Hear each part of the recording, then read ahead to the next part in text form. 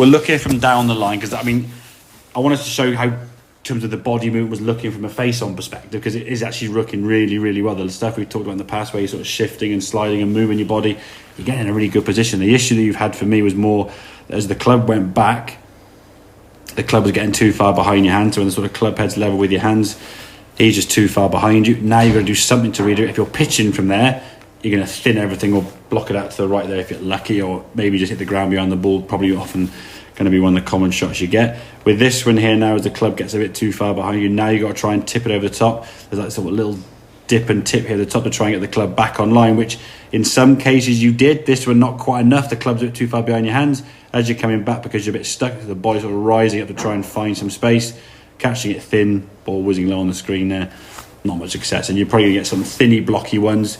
Then you might try and use the hands to try and square the club face up to stop it going right, and that's when you get sort of the heavy ones that were sort of like hoiking a bit left. So the rehearsal you've got to try and do is that, and feeling like you're pushing the handle down at the top with that left wrist. So sort of, this is sort of pushing down, it sort of keep the club in front. It doesn't want to be cupping, but it needs to be sort of moving up in a sort of vertical fashion. So it's not that, because that's going to open the club face obviously, but equally we don't want the wrist to be going too far this way. It ought to have a little bit of that movement anyway, but it's a sort of a vertical hinge on it, cupping. So the club face you can still see there is still kind of pretty much in line with your spine angle, so it's square. So that's kind of your rehearsal.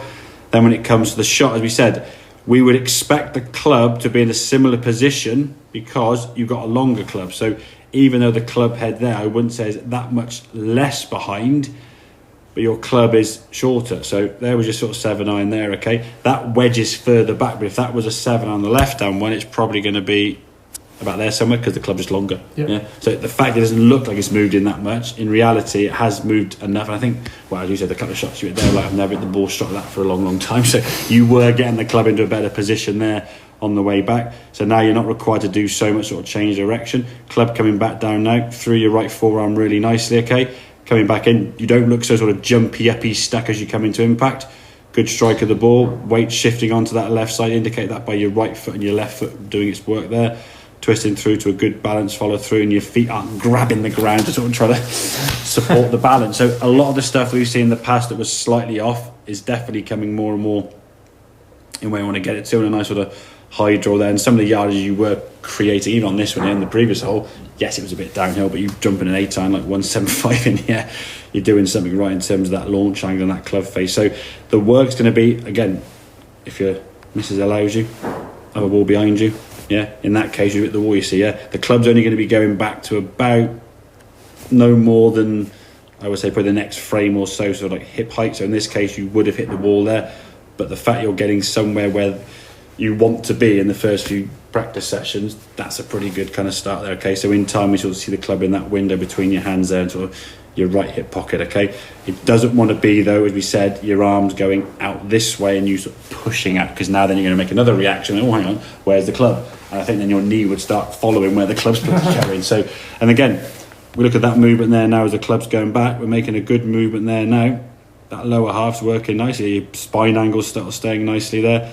Top of the back swing in a good spot, driving with the lower half now, hence the little dip there. But that club's falling into a nice spot, say, through the right forearm.